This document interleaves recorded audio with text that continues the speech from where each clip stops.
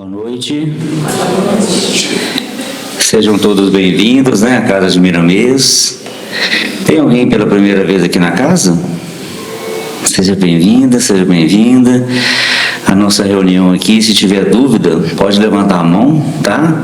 Importante esclarecer, não ir para casa com dúvidas, tá? Hoje nós temos aí o estudo, do livre-arbítrio. O nosso companheiro Silvio vai fazer o estudo por nós, na reflexão da noite.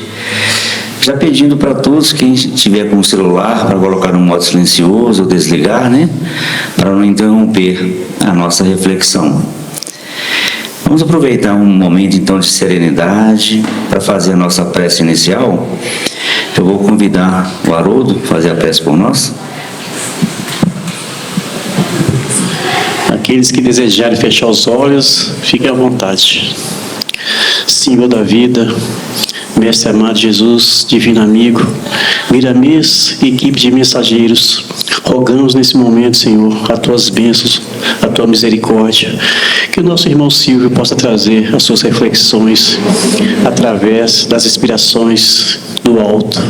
Que a tua luz, Senhor, possa se fazer presente em todos nós, reverberando energias salutares, que possamos receber, aprender e pôr em prática, Senhor, a questão do nosso livre-arbítrio, sabendo como utilizar da melhor forma possível.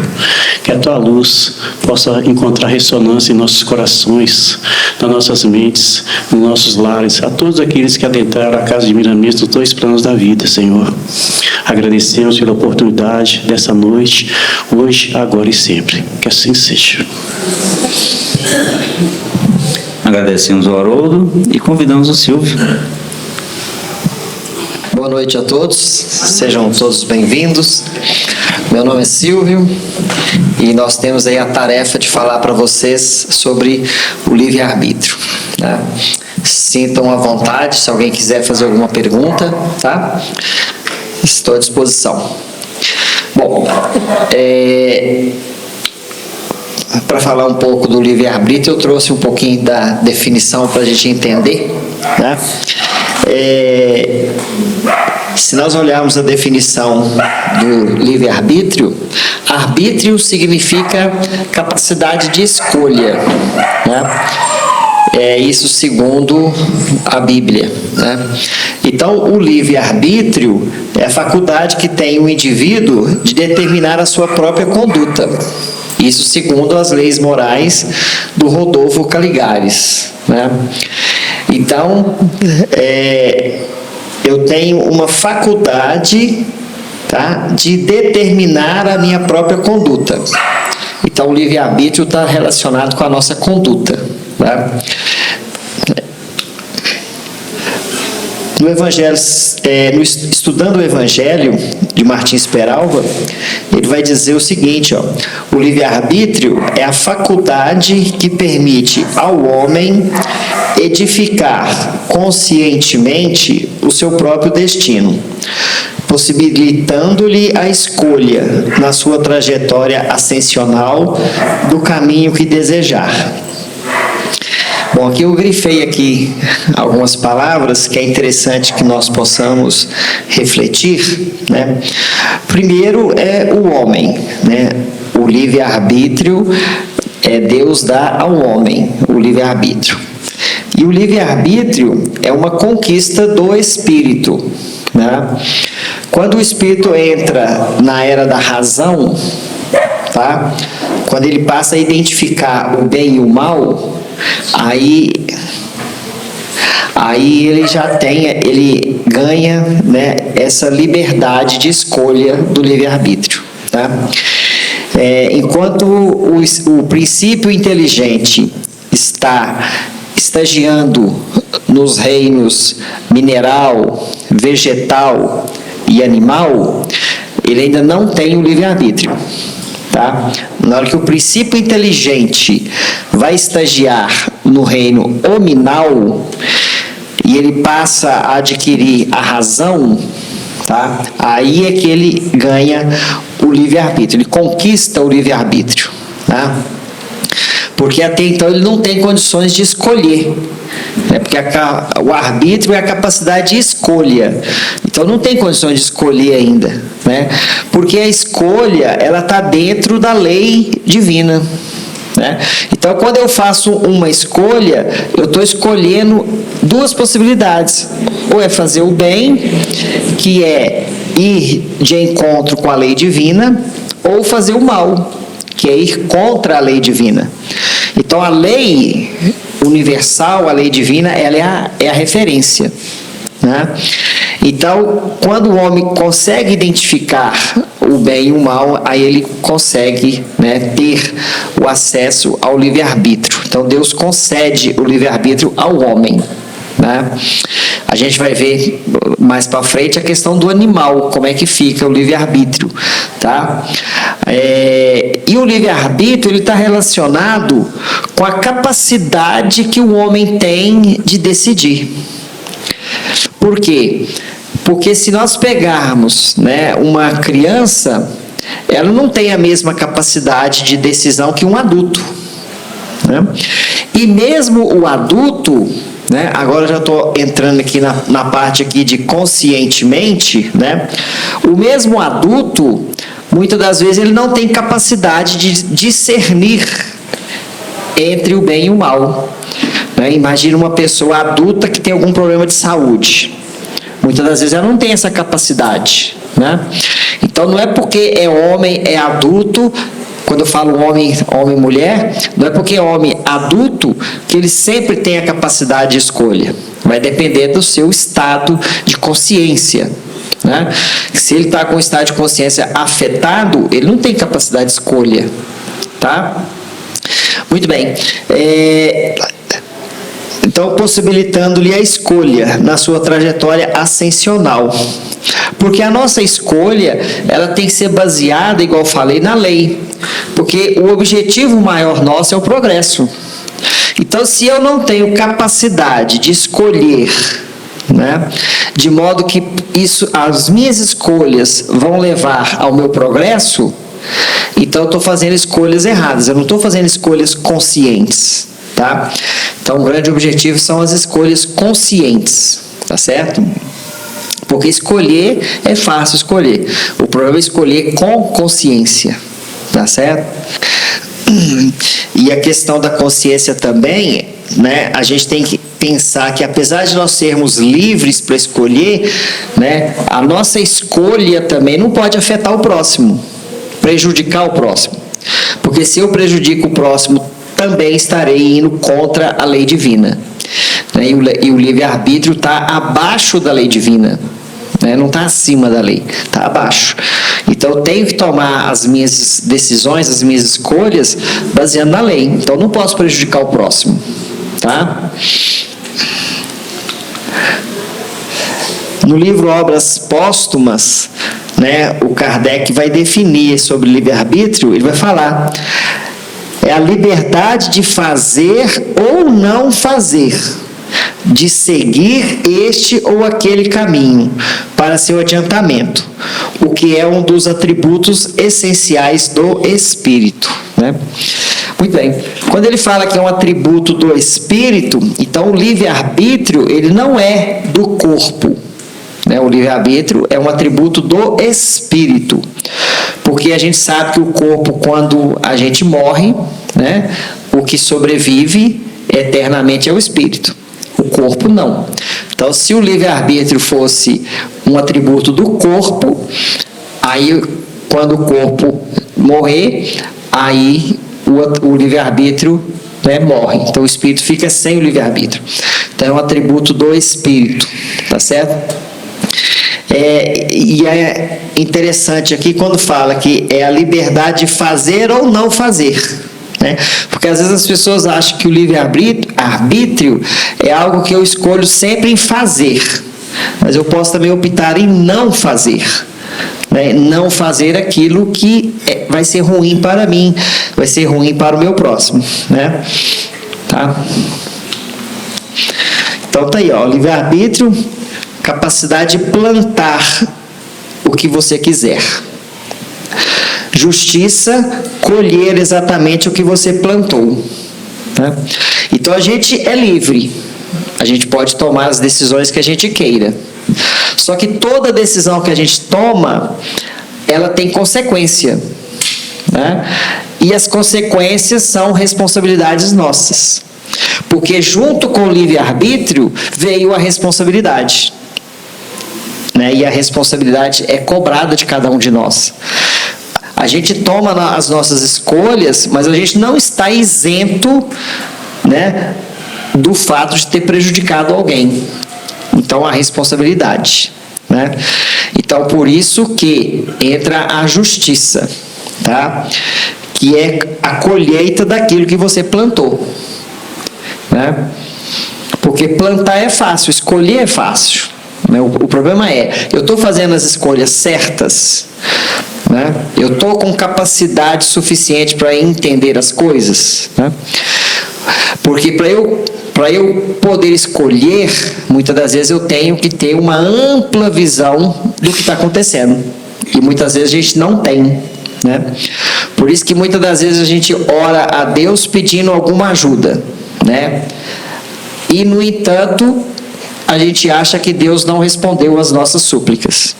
Por quê? Porque Deus está vendo muito mais do que nós. Ele sabe muito mais das nossas necessidades, né?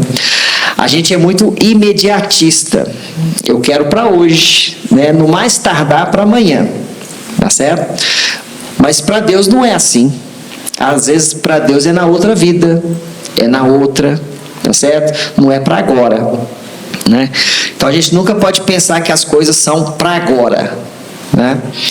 O que acontece? Uma história que vai refletir muito bem sobre isso, o Divaldo conta, eu vou replicar, não sei se eu vou conseguir replicar na mesma capacidade de ser fiel, mas a ideia é essa, não vou afastar da ideia.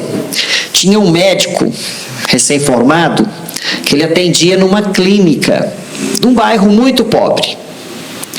E certa noite, já de noite, uma senhora muito pobre entrou em trabalho de parto.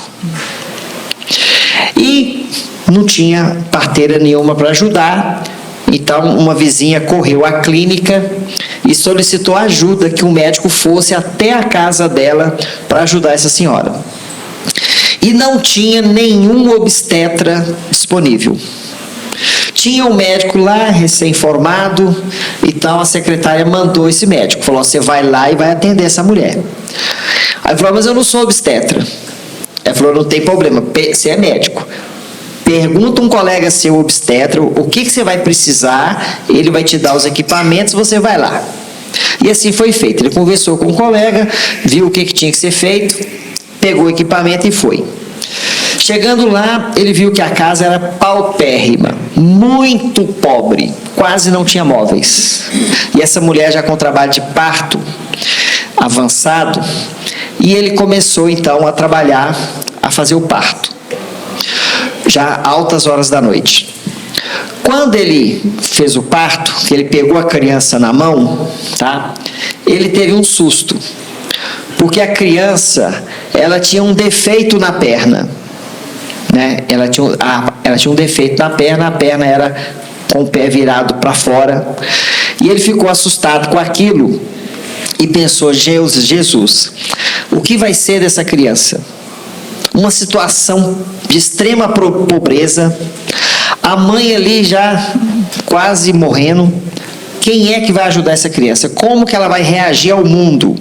Porque o mundo não é fácil, né? O mundo cobra, né? Muitas das vezes a gente tem que ser o melhor em cada coisa para a gente conseguir. Então o mundo cobra exemplos que a gente seja o melhor. Ele falou, essa criança vai sofrer. Então ele pensou em praticar a eutanásia, né? Pegou a agulha, pegou a seringa, pôs o remédio na seringa. Na hora que ele ia aplicar a eutanásia na criança, ele teve uma intuição de não fazer. E não fez. Tá? Não fez. Muito bem. E foi embora, deixou a criança lá e foi embora. Tá? Passado muitos anos, esse médico, já rico, com uma clínica formada e tudo mais, tá? Tinha uma filha que também formou medicina, e essa filha casou com outro médico, tá? E no final das contas, esse médico, já no final da vida, ele entregou a clínica para a filha gerenciar e meio que aposentou. Porque a filha teve um bebê, teve uma criança, e ele tornou-se avô. Esse médico, né, tornou-se avô, tá? E surgiu uma tragédia na família.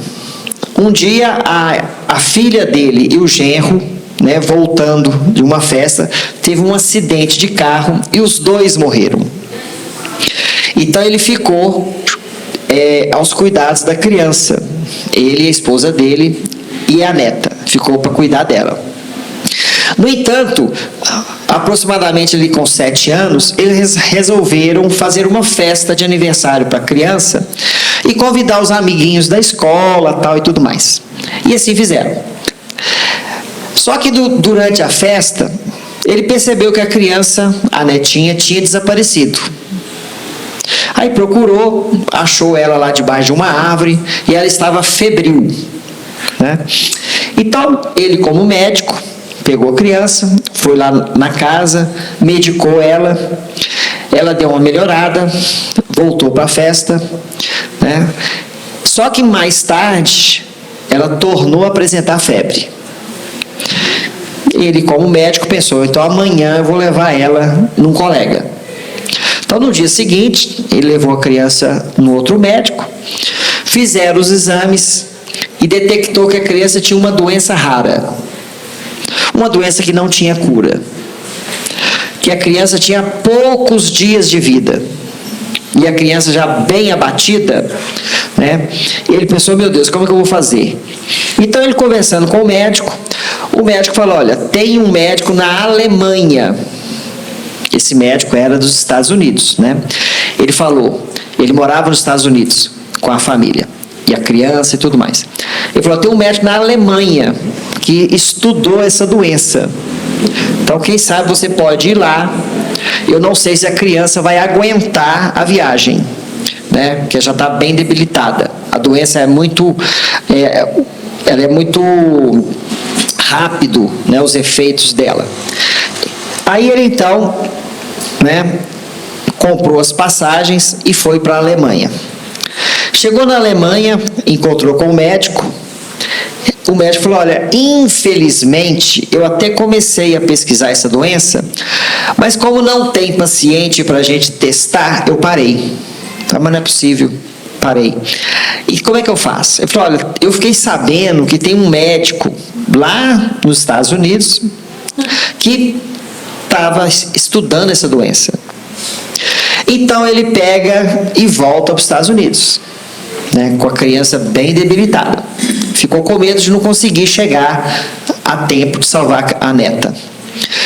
Chegou nos Estados Unidos, foi no endereço que ficou sabendo onde o médico atendia.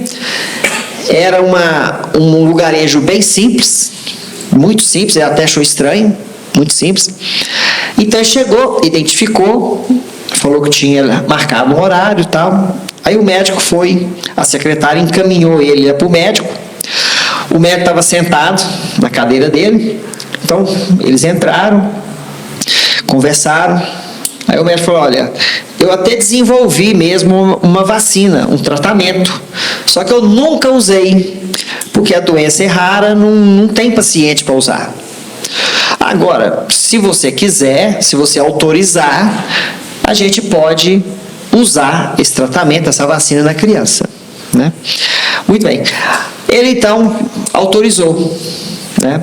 Aí o médico foi, levantou da cadeira para chamar a secretária, a enfermeira, para preparar a criança. No que o médico saiu, ele viu que o médico tinha a perna torta. O médico mancava e tinha a perna torta.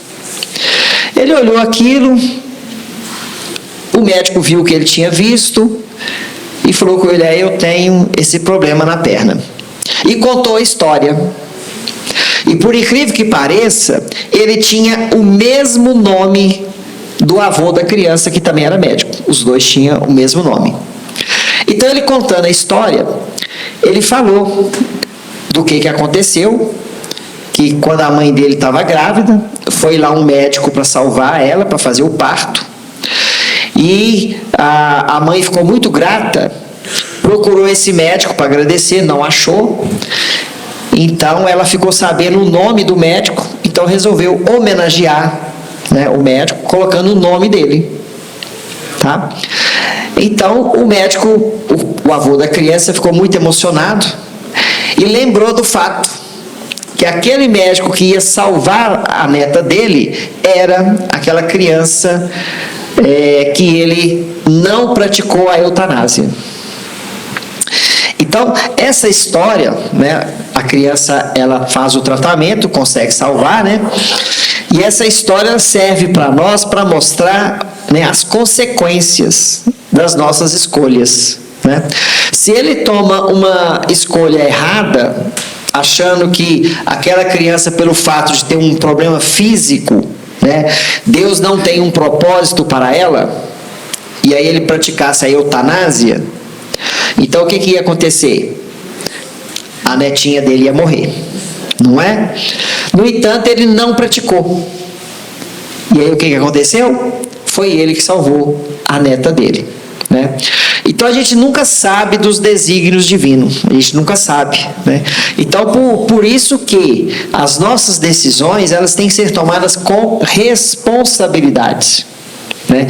A gente não pode infringir a lei divina, porque ele ia fazer a eutanásia, né? E a lei divina, né, proíbe a eutanásia, né? Algumas poucas situações a lei humana permite, né? Mas a lei divina não, porque está lá nos 10 mandamentos, né? Não matarás, tá certo? Então fica aí para nós, né, essa história contando para nós então a responsabilidade, né? Bom, muitos se perguntam, né, existe ou não existe o livre-arbítrio, tá? Muito bem. O livre-arbítrio é uma ilusão, né? Então muitos pesquisadores acreditam que o livre-arbítrio é uma ilusão, que o livre-arbítrio é simplesmente, né, a capacidade que tem as moléculas de se regenerar e de tomar determinadas decisões, né, através de impulsos cerebrais, né? Então está aqui, ó, o livre-arbítrio seria a capacidade de tomar decisões por conta própria, a capacidade de escolher como agir e se comportar. Um famoso e polêmico estudo de neurociência norte-americano, né, Benjamin Libet, da Universidade da Califórnia, diz que o livre-arbítrio é uma ilusão, né? Não existe. Basicamente, os experimentos de Libet consistiam em monitorar a atividade cerebral de voluntários antes e durante a execução de ações simples. Tais voluntários eram instruídos a pressionar um botão enquanto assistiam ao ponteiro de um relógio rodando e deveriam executar tal ação quando estivessem vontade, por sua própria iniciativa. Tá? Então o relógio estava ali rodando, a pessoa tinha que apertar um botão. A pergunta é, né, eu aperto o botão quando eu tenho vontade, é livre escolha ou não, né? Então esse estudo ele fala que não, tá certo? E aí ele vai falar, os resultados da pesquisa indicaram que havia atividade cerebral inconsciente bem antes da ação motora dos voluntários. Para o pesquisador, isso indicaria que não temos poder de escolha, não temos livre-arbítrio, já que a decisão ocorre antes de termos consciência. Decidir, portanto, não seria nada mais do que uma interação de moléculas cerebrais, sobre a qual não temos controle, tá vendo? Então esse estudo aqui, ele fala que a gente não tem opção de escolha, as nossas moléculas, que através das interações é que tomava a decisão, não era nossa, né? Muito bem.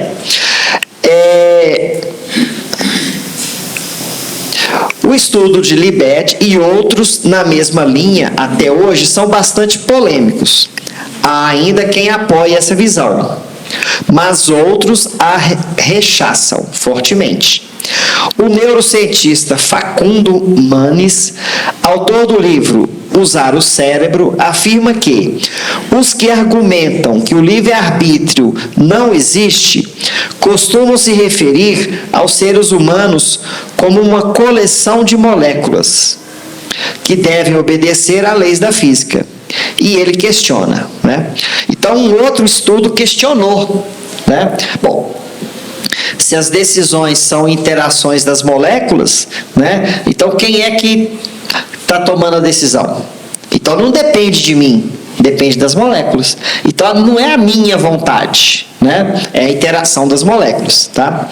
Então, ele vem falando, ó, se nossas decisões vêm predeterminadas pela interação de moléculas que formam o nosso cérebro, não deveria ser igualmente fácil ou difícil decidir o que vamos comer ou que carreira seguir, né? Só que aí um outro estudo, ele vai contestar isso, né?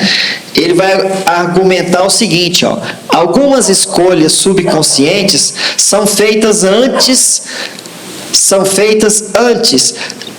de percepção da consciência, durante uma tarefa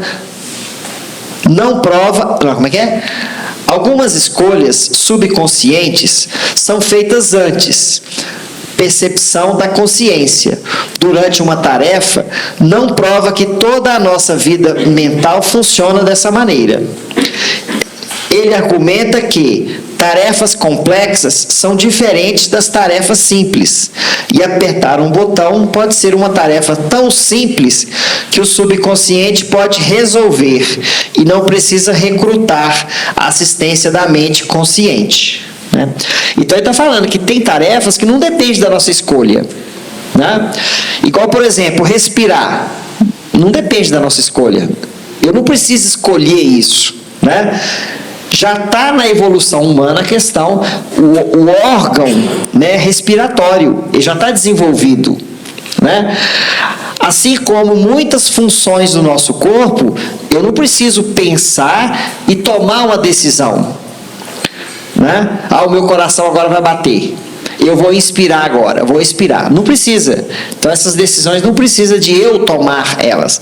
Elas já existem de acordo com a evolução. As moléculas já trabalham para isso, não é? Muito bem. Então, tá aí, ó. O fato é que somos movidos por duas forças, né, de pensar e que regem as nossas decisões. Uma é automática, sem reflexão. É igual eu estou falando, né? O respirar, não precisa, né? A outra, eu já preciso pensar, que é responsável pela decisão consciente, né? Então, quais são essas? Por exemplo, falar alguma coisa, né? Eu preciso pensar para falar. Eu não saio falando de qualquer jeito, não é? Abrir uma gaveta, sorrir para um colega, mover uma parte do corpo. As mais complexas, resolver ter um filho, comprar uma casa, mudar de cidade, abrir um negócio, tá vendo? Então é isso que ele traz, esses estudos trazem, né? Que tem decisões que independem da nossa vontade, mas tem outras que dependem da nossa vontade, tá certo? Aí a gente vai lá no Livro dos Espíritos, então, tirar a dúvida, né? E aí na questão 843, Kardec pergunta: tem o homem o livre-arbítrio de seus atos? Tá? Interessante que olha a pergunta: livre-arbítrio dos seus atos, né? Os atos aí vai estar embutido também os pensamentos, tá? Então a gente pensa e age. Então o livre-arbítrio de pensar e agir, né? Porque o pensar também eu posso estar indo contra a lei divina, né? Muito bem. Então olha a resposta: pois que tem a liberdade de pensar, tem igualmente a de obrar. Sem o livre-arbítrio, o homem seria máquina. Por quê? Se o homem não tem livre-arbítrio, quem vai direcionar ele? Se eu não tenho livre-arbítrio, alguém vai me direcionar. Então eu vou ser uma máquina, alguém vai me direcionar, né? É igual o computador, né? Você vai fazer um programa, o computador vai executar aquela linha de algoritmo que você fizer. E não vai fazer nada mais, nada menos. É igual nós, né? Então a gente tem livre-arbítrio? Temos, tá? Porque senão nós seríamos autônomos. Outras pessoas iriam direcionar a nós, né? Porém, o livre-arbítrio nosso é limitado, não é? Limitado. Boa pergunta, né? É igual eu falei no início, o nosso livre-arbítrio, ele não pode ir contra as leis divinas, não é? Aí é que tá. Não pode, tá certo? O livre-arbítrio é escolher tudo, é o contrário. Saber. Você tem que entender o seguinte, quando você toma suas decisões, é dentro do seu raio de ação. Dentro do seu raio de ação, né? Você não pode chegar aqui, né, igual o Haroldo fala nos estudos dele. Eu quero que Marte não esteja mais no sistema solar. Nós não temos essa possibilidade de tirar um planeta do sistema solar. Não temos, tá vendo? Então, é dentro da nossa esfera de ação, tá? Todo mundo. Então, a criança, né, ela tem o livre-arbítrio dela, mas dentro da ação dela. Dentro do espaço em que ela pode agir. Então, nós temos o nosso espaço de ação. Tá certo? Então, muito bem. O que é uma lei? O que é uma lei? O que é uma lei? Olha, a lei para mim é um conjunto de regras que a gente precisa seguir, né? Então, a lei de livre-arbítrio é um conjunto de regras, de situações em que eu preciso ter. Preciso ter. Ela é uma lei. É uma lei. Mas ela está abaixo da lei divina, né? Mas é criada por Deus. Então, nós precisamos entender que estamos diante de uma lei. De uma lei. Eu posso ou não posso. Sim. Eu faço ou eu não faço. Exatamente. Usando o quê? A sua vontade, a sua consciência. Não é? Consciência, ciência de algo, né? Exatamente. Né?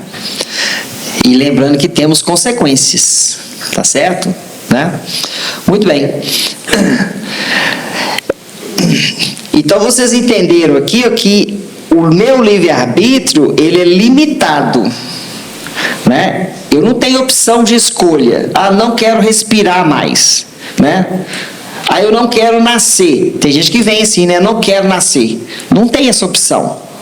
Uma hora você tem que renascer. Você tem que reencarnar. É lei de reencarnação, né? Porque é a lei de evolução. Você precisa evoluir. Então você tem que reencarnar. Tá certo? Chega uma hora que tem que ter, as coisas têm que acontecer, né? Muito bem. Na questão 844, do livre-arbítrio, goza o homem desde o seu nascimento, né? Então, aquilo que a gente comentou. Há liberdade de agir, desde que haja vontade de fazê-lo. Nas primeiras fases da vida, quase nula é a liberdade, né? Imagina uma criança de colo, 6 meses. Né? A liberdade dela é muito mínima, tá certo? Né? Que se desenvolve e muda de objeto com o desenvolvimento das faculdades. Então, à medida que a gente vai crescendo, né, tornando adolescente, adulto, etc., né, eu vou mudando o objetivo do meu livre-arbítrio, né? As minhas faculdades vão sendo desenvolvidas e o meu livre-arbítrio aumenta. Eu tenho mais liberdade de escolha, né? Estando seus pensamentos em concordância com o que a sua idade reclama, a criança aplica o seu livre-arbítrio àquilo que lhe é necessário. Tá certo? Então é aquilo que eu falei, cada um dentro do seu raio de ação, né? Então a criança ela quer o quê? Brincar. Então ela vai brincar, ela escolhe o brinquedo. A mãe oferece ali uma boneca, mas ela tem 2 bonecas, ela escolhe a boneca que ela quer brincar. Tá vendo? É uma escolha dentro daquela ação, né? No início, a criança não tem liberdade de escolher se vai comer ou não. É a mãe que decide, não é? Então, olha para você ver. Então, muitas das vezes a nossa vida é assim. Chega em determinado momento, a gente escolhe, né? A criança, a mãe escolhe. Nós também, se a gente avançar na idade, chegar numa idade em que a gente vê muito idoso, já não tiver condições de fazer muita coisa, a gente vai depender das pessoas decidirem para nós, não é? Na questão 121, por que é que alguns espíritos seguiram o caminho do bem e outros o do mal? Então, igual eu falei, o livre-arbítrio é uma estrada. Ela tem dois caminhos, não é? Então, eu posso seguir a lei, o bem, ou eu posso não seguir a lei, o mal, né? A escolha é minha, tá? Então, tá aí, ó. Não tem eles o livre-arbítrio? Ou seja, tanto escolher o bem quanto escolher o mal, tem o livre-arbítrio, né? Deus não os criou maus, né? Ou seja, o mal não foi criado por Deus. Deus criou as suas leis para direcionar. O mal é obra do homem, a escolha errada é obra do homem, né? Então tá aí, ó, Deus não os criou maus, criou-os simples e ignorantes, né? O que seria simples e ignorantes, né? O simples é na simplicidade. Você não precisa de muito para viver. Você vive com pouco, não é? E o ignorante é sem conhecimento. Então nós somos criados sem muita necessidade. Eu não tenho muita necessidade de coisas para viver e também não tenho conhecimento. À medida que eu vou evoluindo, aí eu vou aumentando o meu grau de conhecimento. E com o grau de conhecimento vem a amplitude do livre-arbítrio, né? Então, meu livre-arbítrio é diferente do livre-arbítrio de Jesus, porque o conhecimento e a evolução dele é maior, né? Então, ele pode decidir mais coisas do que eu, né? Então, veja como é que é. Onde eu parei? Muito bem. Os que são maus, assim se tornaram por vontade própria, né? Na 122, como podem os espíritos, em sua origem, quando ainda não têm consciência de si mesmos, gozar da liberdade de escolha entre o bem e o mal? Há neles algum princípio, qualquer tendência que os encaminhe para uma senda de preferência a outra? Aí a resposta: o livre-arbítrio se desenvolve à medida que o espírito adquire a consciência de si mesmo, tá vendo? Então, aquilo que eu falei, a gente não tem o livre-arbítrio sempre. Na hora que a gente atinge, né, na evolução, a razão, aí é que eu atinjo, então, a possibilidade de escolha, né? Já não haveria liberdade, desde que a escolha fosse determinada por uma causa independente da vontade do espírito. A causa não está nele, está fora dele, nas influências a que cede em virtude da sua livre vontade. É o que se contém na grande figura emblemática da queda do homem e do pecado original. Uns cederam à tentação, outros resistiram, né? Então tá aí, ó, né? Então, como fala, né? Porque como espíritos, né, na nossa origem, quando a gente ainda não tinha consciência, né, de nós mesmos, tá? Gozar da liberdade de escolha do mal. Como que eu fazia isso, né? Não tinha jeito, tá? Então, quando eu não tenho consciência de mim mesmo, né, na origem, né, isso aqui como espíritos, tá, gente? Porque quando fala como espíritos, aí o princípio inteligente já é o espírito. Aqui não está mais no reino mineral, animal e vegetal, porque lá é princípio inteligente, né? O espírito, né, entra, né, o princípio inteligente, entre aspas, né, torna-se o espírito, tá? Quando ele entra no reino hominal, tá? Se você for olhar, o espírito, segundo definição, é o princípio inteligente, né? Só que tem o princípio inteligente lá da flor e tem o princípio inteligente que é o espírito do homem, tá? Então, quando fala aqui, ó, como podem os espíritos, né? Então, nós já atingimos a maioridade, já estamos no reino hominal, tá? Goza de livre-arbítrio os animais para a prática dos seus atos? Aquilo que eu falei, né? Os animais não são simples máquinas, como supondes. Contudo, a liberdade de ação de que desfrutam é limitada pelas suas necessidades e não se pode comparar às dos homens, né? Então, a ideia é a mesma da criança. Ele não tem um livre-arbítrio igual o nosso, é limitado, né? Qual que é o livre-arbítrio do animal? Ele tem ali a hora, ele decide se ele vai comer, se ele não vai comer, se ele vai beber, se ele não vai beber, não é? Ele decide se vai morder, se ele não vai morder, né? E assim vai. Então, é limitado, tá certo? Ele não tem um livre-arbítrio, vou mudar de casa. Não é assim que funciona, tá certo? Ele depende dos cuidados nossos, o animal, né? Se ele é jogado na rua, vai ser abandonado. Poucas pessoas resgatam os animais, cuidam dos animais, não é? Estando lá na rua. Então, ele está ali sob a nossa proteção. Então, isso é importante que a gente saiba disso, né? Nós somos responsáveis pelos animais, então a gente tem que cuidar. Então, é responsabilidade nossa, né? Agora, o livre-arbítrio dele é limitado dentro da esfera de ação dele, tá certo? Olha, sendo muitíssimo inferior a este, né? Inferior ao homem, né? Não tem os mesmos deveres que ele. A liberdade possui-na restrita aos atos da vida material. Né? Porque o cachorro, né, os animais não têm ainda o pensamento contínuo, igual nós temos o pensamento contínuo, né? Então ele não tem a liberdade de pensamento, porque eles têm flash de pensamento, não é?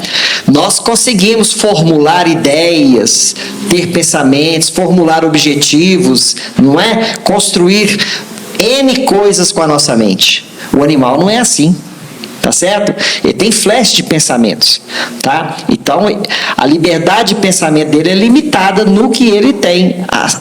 A maioria das vezes, né? A liberdade material dele. Comer, beber, fazer a necessidade dele e assim vai, né? Santo Agostinho vai dizer: dispondo do livre-arbítrio, a criatura humana pode optar por bens inferiores. Dessa verificação, não se pode intervir que o livre-arbítrio seja um mal, né? Então, o que ele vai falar? Nós escolhemos, ótimo. Você pode escolher o mal? Pode. Você escolheu o mal. Mas significa então que o livre-arbítrio é mal? Não. É a escolha que você fez é que é mal. É o uso do livre-arbítrio. Então a gente não pode confundir o livre-arbítrio com o uso do livre-arbítrio, né? Eu posso usar o livre-arbítrio para o mal, tá? Mas eu posso usar o livre-arbítrio para o bem. O livre-arbítrio não é nem mal nem bem, é a capacidade de escolha. A capacidade não é má e não é ruim.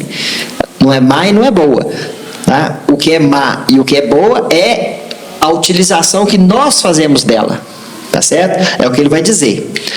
Ele enfatiza que ter recebido de Deus uma vontade livre é para nós um grande bem. O mal é o mau uso desse grande bem, né? A ausência de liberdade é diferente de ausência de livre-arbítrio, né? Muito bem, eu posso ser livre, mas eu não tenho opção de escolha, né? A fatalidade existe unicamente pela escolha que o espírito fez ao encarnar desta ou daquela prova para sofrer. Falo das provas físicas, pois, pelo que toca às provas morais e às tentações, o espírito, conservando-o conservando o livre-arbítrio, quanto ao bem e ao mal, é sempre senhor de ceder ou resistir. Né? Então, o que está falando aqui? Né? Das fatalidades de escolha do espírito. Né? Então, suponhamos, eu fui um alcoólatra numa vida. Aí, eu vou reencarnar. Então, eu opto por reencarnar num ambiente muito alcoólatra, para eu poder resistir. Então, olha para você ver, é uma escolha minha, encarnar naquele ambiente. Né? Mas, se eu vou ceder ou não, não tem nada a ver com a minha escolha de encarnar lá. Então, a fatalidade entra ali, tá certo? Porque eu posso encarnar dentro de um ambiente alcoólatra e não ser alcoólatra, né? Então, essa é a ideia. Então, não significa só porque eu estou reencarnando num ambiente alcoólatra que eu vou virar alcoólatra. Não, depende da minha escolha, tá certo? Então, nós temos liberdade de escolher as provas, quando eu tenho capacidade para isso, né? Porque a gente também tem que lembrar que nem sempre nós temos capacidade para escolher as nossas provas, tá? Eu tenho a liberdade de pensar, de agir, de falar. N vontades que eu posso fazer, eu posso escolher, né? Mas eu sou livre para essas coisas que eu sou livre, tá? Só tomando cuidado porque eu tenho que fazer essas escolhas seguindo a lei, né? Porque Jesus fala que a gente também peca em pensamento, não é? Então, tá? Olha, liberdade em ouvir, em olhar também, por quê? Porque muitas das vezes eu posso escolher ouvir aquilo que me interessa. Aquilo que não me interessa, eu não ouço. Mesmo que seja bom para mim, mas não me interessa. Né? E olhar também, eu só olho, eu só vejo. Olhar aqui não é o olho físico, né? É o olhar, é o ato de olhar. O que chama a minha atenção é o meu olhar. Né? Eu posso chamar a minha atenção, eu ver aquilo que me interessa. Às vezes tem uma pessoa precisando de ajuda, eu não estou dando ideia, né? Não vejo, né? Tá? No livro Pensamento e Livre-Arbítrio, né, vai ter a seguinte pergunta: tem o homem livre-arbítrio de seus atos? Pois que tem a liberdade de pensar. Isso aqui está igual lá no Evangelho segundo, no Livro dos Espíritos, né? Olha aí, ó. Subordina-se o homem ao livre-arbítrio relativo. Tá? Isso aí a gente já falou. O homem que se torna criminoso sob a influência oculta de um obsessor é também responsável ante as leis divinas, porque cedeu às insinuações cruéis da entidade, né, que lhe armou o braço, uma vez que poderia resistir ao assédio mental do espírito. Né?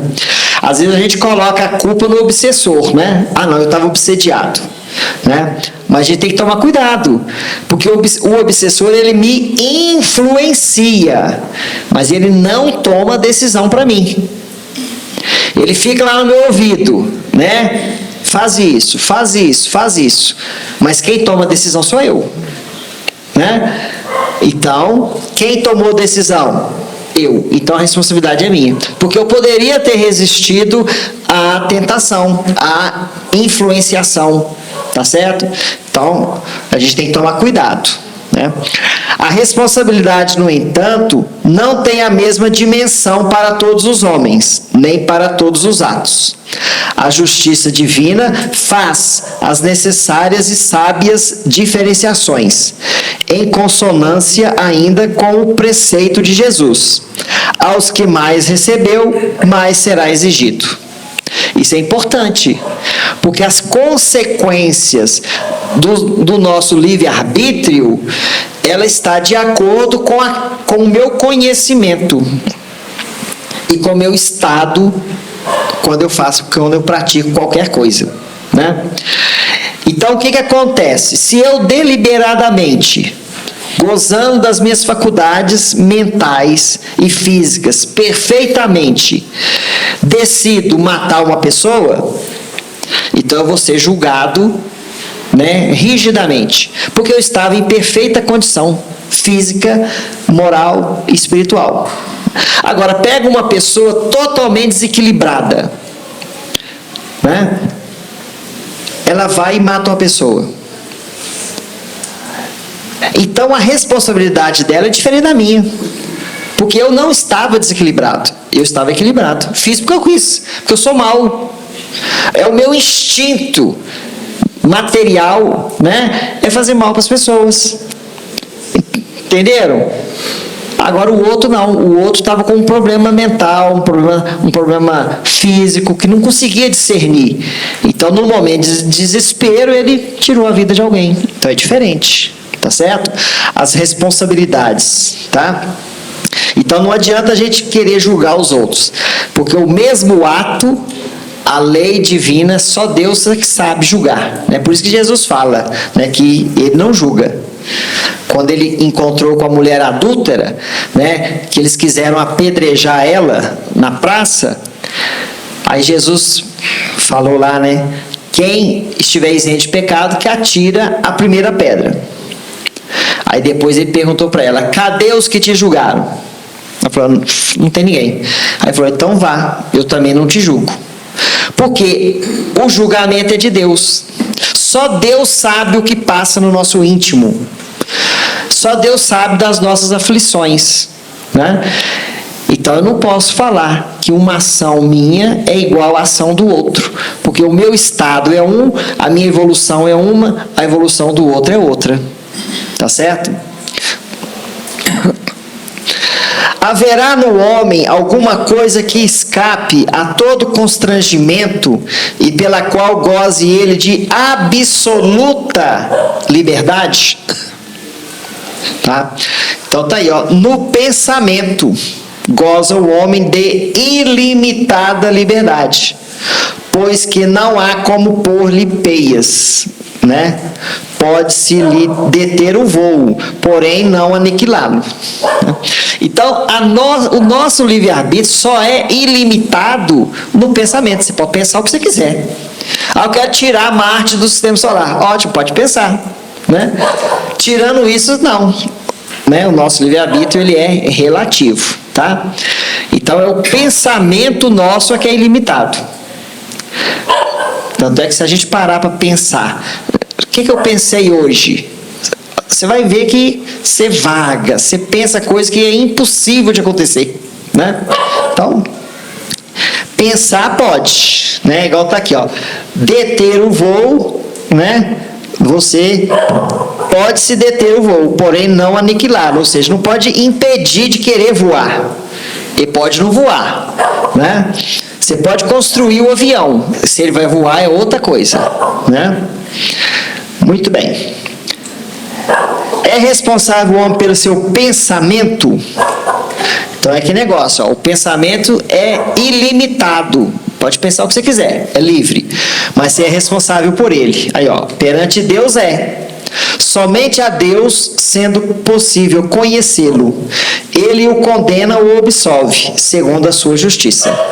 Né?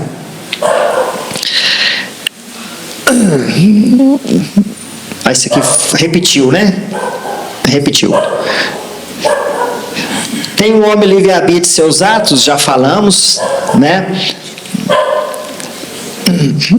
Já falamos isso aqui também, não sei por que está repetindo. Sobre os atos da vida, nenhuma influência exerce o organismo. Olha, sobre os atos da vida, nenhuma influência exerce o organismo. E se essa influência existe, não será exercida com prejuízo do livre-arbítrio? Né? Então, olha, ó, é inegável que sobre o espírito exerce influência a matéria, que pode embaraçar-lhe as manifestações, né? Então, o que acontece? O espírito, ele é mais livre que o corpo, porque o meu corpo pode ter limitações, né? Imagina, por exemplo, que eu tenha um problema e nasça, né, paraplégico. Só consigo andar numa cadeira de rodas. O meu espírito quer correr, mas o meu corpo não tem condições. Perceberam?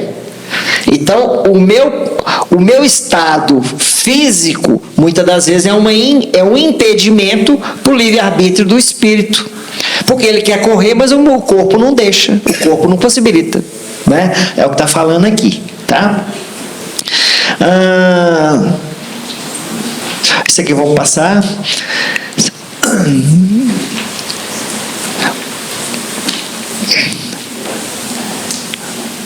Olha aí, ó. O homem educado deve exercer vigilância sobre o seu grau de liberdade? É sobre a independência própria que a criatura humana precisa exercer a vigilância maior. Quando o homem educado se permite examinar a conduta de outro de modo leviano ou inconveniente, é sinal que sua vigilância padece desastrosa deficiência, porquanto a liberdade de alguém termina sempre onde começa uma outra liberdade. Tá vendo? Então isso é muito importante, porque a minha liberdade de escolha tem que respeitar a sua. Eu não posso falar assim, eu sou livre, então vou fazer o que eu quiser. Não, eu sou livre, você é livre. Então a minha liberdade esbarra na sua. Eu não posso infringir. Tá vendo? É o que está falando aqui, né? Gente, eu pulei algumas coisas por causa do horário, mas eu acho que a ideia deu para passar, né? Agradeço a todos pela oportunidade, eu agradeço a casa e que Jesus possa abençoar a todos. Boa noite. Agradecemos ao Silvio, né, pela condução dos estudos da noite. Esperamos que todos possam ter aproveitado bem tudo que foi dito, né,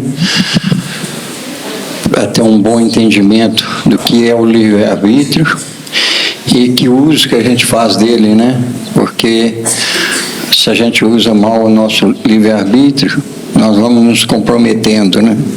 E se usamos bem, vamos nos elevando. Então, ele é a base, né, de tudo que nós somos e seremos. Bom, em alguns avisos para dar, a casa tem a visita aos enfermos, que são... visita aos enfermos nos lares, que são feitas às quartas-feiras. Aqueles que precisarem para si ou para algum familiar, dá um nome, telefone ali na recepção, para que eles possam entrar em contato e marcar. Atendimento fraterno é feito todos os dias de reunião. A pessoa tem que chegar mais cedo, né, antes das 19h30, e dar o nome ali na recepção para que sejam atendidos. E às quartas-feiras, né, nós temos a orientação espiritual.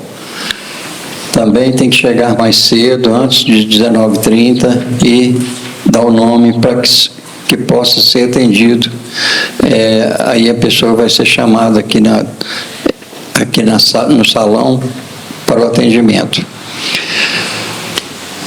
Nós gostaríamos de agradecer muito a todos aqueles que compareceram à nossa festa junina, né? E abrilhantaram o nosso sábado, que foi muito importante. Bastante gente, bem movimentada. A nossa festa junina foi para a gente angariar alguns fundos, né, para nossas obras.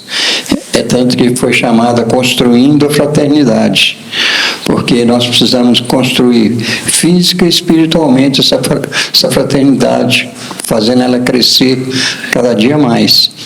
E foi muito importante porque foi bem prestigiada, e gostaríamos de agradecer a todos aqueles que prestigiaram, que compareceram aqui, ajudando, trabalhando, né? Consumindo, festejando, se alegrando. Muito obrigado a todos. Então, nós vamos fazer a nossa prece final, e logo em seguida, aqueles que sentirem necessidade de tomar o passe, podem fazer uma fila aqui à minha direita, que todos serão atendidos. É bom lembrar que durante a reunião a gente já recebe o passe de acordo com nossas necessidades. Assim como doamos energia, recebemos também as energias que nós precisamos. Mas aqueles que sentirem necessidade, fiquem à vontade.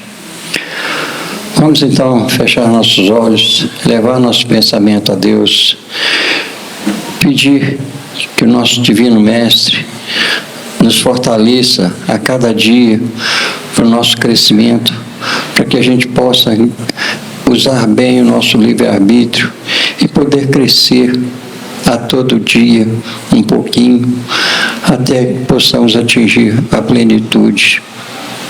Agradecemos, Senhor Jesus, pelas oportunidades que temos de estar aqui e poder tomar conhecimento de todas essas coisas. Que o Senhor nos abençoe e nos fortaleça sempre e que possamos ter mais oportunidades de crescimento a cada dia. Seja conosco, Senhor, hoje, agora e sempre, que assim seja. Uma boa noite a todos.